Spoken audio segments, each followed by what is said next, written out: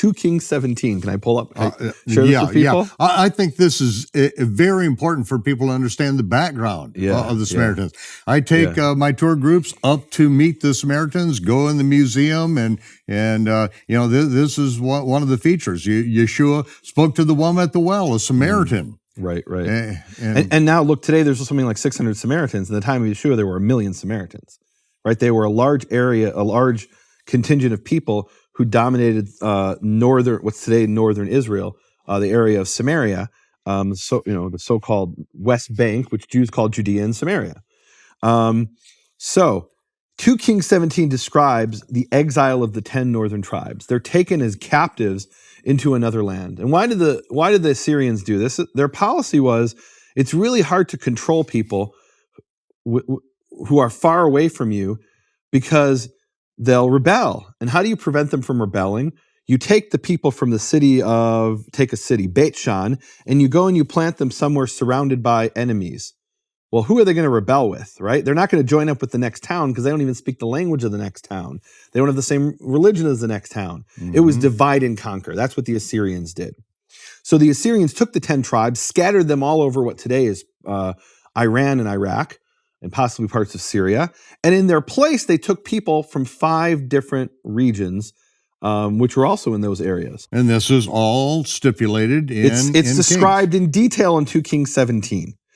I'm not going to read the whole thing, but let me just read you the key part here where he says, verse 24, and the king of Assyria of 2 Kings 17, verse 24, and the king of Assyria brought men from Babylon and from Cutha and from Ava and from Hamath and from Sepharvaim and placed them in the cities of Samaria instead of the children of Israel, meaning in the replaced them. Right. Yeah. Why did he do that? Well, because running their businesses. Right. We want to be able to tax people, so we can't just have a bunch of empty cities. Mm-hmm. And we want to have, let's be really honest, we want to have human shields. So when the Egyptians invade Assyria, they've got to go through these villages that are garrisoned by people from these 5 cities who are now in Samaria instead of back in Babylon and other places, right?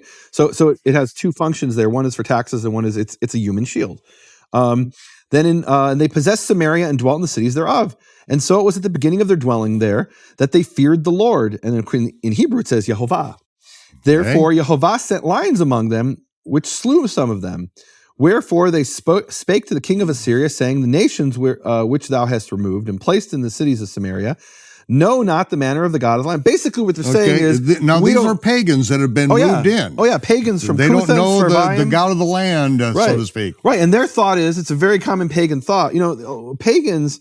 and even if you go, for example, today, and I don't mean this to insult anybody, if you go today to India, they'll say, yeah, all gods are real. We just worship this one particular God, or maybe 2 or 3 gods, right? But they don't deny that Jesus is a God, and that Allah is a God, and that whoever, like I don't even like Buddha's a God. They don't have an issue with that. They just say we just don't worship Buddha. We worship our gods. So that's the way they were thinking is, well, why are these lions attacking us? Why were the lions really attacking them? Well, 1, they were sitting, and 2, the cities had been abandoned for some period of time.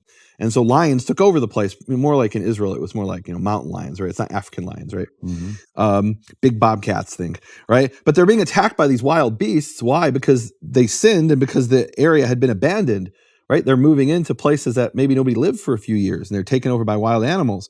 So they say, oh, we know why this is happening. We better worship the God of the land. Who's the God of the land? We don't know. We came into some foreign country called Samaria, called Israel. So what happens? Long story short, the king of Assyria commands that one of the priests of the 10 tribes is sent back to teach these Gentiles how to follow the God of the land. Right. Who is this priest? He's one of the wicked priests that got the 10 tribes exiled in the first place. And we're told earlier in Kings, in 1 Kings 11, we're told that this is the sin of Jeroboam, that the 10 tribes take priests who aren't from Levi, who aren't from Aaron, and they anoint them priests. They're priests in the Catholic sense. The lowest people. Well, they're not from the line of Aaron. A biblical priest has to be from the line of Aaron. And they took just anybody who they thought was worthy of being a priest, and they called him priest. So this is one of the priests who ends up teaching the Samaritans how to follow the Torah. Well, there are Samaritans there till this day. Now, in the story here in Kings, it says in verse 28, says, then one of the priests whom they had carried away from Samaria came and dwelt in Bethel, and taught them how they should fear Yehovah. Howbeit, Every nation made gods of their own and put them in the houses of the high places which the Samaritans had made. Every nation's in their cities wherein they dwelt. And the men of Babylon made Sukkot Benot. What's Sukkot Benot? That was the god they worshipped back in Babylon. Right. In other words, the early Samaritans did something the modern Samaritans say they don't do, and I believe them. Early Samaritans, what they did is they had two gods they worshiped. The god of the land, so the lions don't attack us, and their native god from back in their home country, where they came from. So Babylon, they made Sukkot Benot. The men of Cuth made Nergal, and the men of Hamath made Ashima. The Samaritans, in ancient times, he tells me, this Samaritan leader, Binyamin Tzedakah, he's a great scholar. He says that we never called God by his actual name, Yud-Heh-Vav-Heh. Okay, I believe him. Why do I believe him? Because Josephus Flavius, the Jewish historian in the first century, confirms this. He actually confirms about how when this whole story of the Maccabees, which became Hanukkah, is the Jews were rebelling against the Greeks, the Seleucid Greeks. And so the Seleucid Greek governor started persecuting the Jews. And the Samaritans write to the governor and they say, why are we being persecuted? They send this to Antiochus. They say, why are we being persecuted? We're not even Jews. We're just foreigners in this land. Can I read you that? What Josephus writes? I think this is very instructional. Okay. Yeah, and we're broadcasting to Bible students out there. So the more that you fill in, well, you will find out really soon that this is key information. Right. Key information. Because where does Yahweh come from? Yahweh purportedly comes from the Samaritans. We'll find that out in a few minutes. Okay. If we get to it, hopefully, if we have time.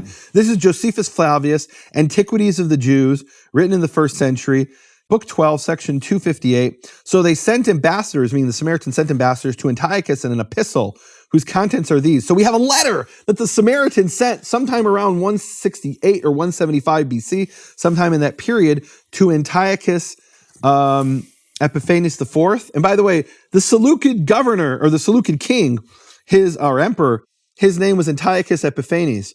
What does Epiphanes mean? It means the one who reveals himself. So he claimed to be a god, Antiochus. Right. So they write to Antiochus an epistle whose contents are these. To King Antiochus the god, Epiphanes, meaning the one who reveals himself. A memorial from the Sidonians who live at Shechem, meaning straight off they're saying we're actually not Israelites. We just live here. Our forefathers, upon certain frequent plagues, mentioned in 2 Kings 17, and as following a certain ancient superstition, had a custom of observing that day, which by the Jews is called the Sabbath. In other words, what they're saying is we only worship Shabbat because we were attacked by lions.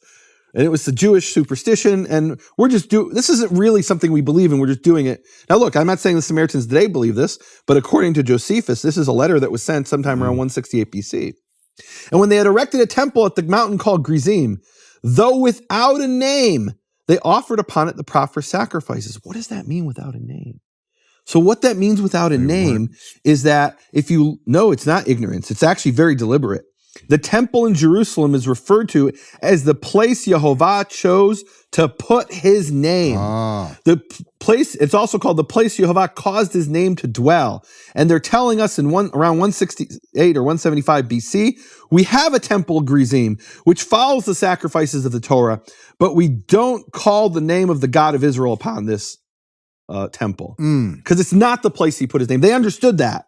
Give them some credit that they understood that. Yeah. Meaning they understood Jerusalem was the place where God put his name forever.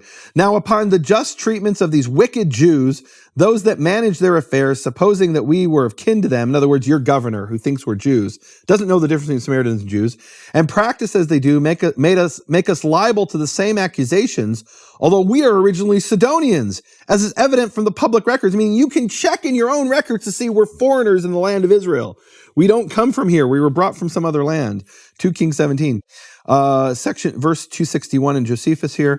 We therefore beseech thee, our benefactor and savior, referring to the king, to give order to Apollonius, the governor of this part of the country, and to Nicanor, the procurator of your affairs, to give us no disturbance, nor to lay our charge what the Jews are accused for, since we are aliens from their nation and from their customs, right? We're just doing the Sabbath and sacrifice thing because there was a superstition by our ancestors when we were attacked by lions, but we're not Israelites. And then they say, but let our temple, which at present has no name at all, be named the temple of Jupiter Hellenius.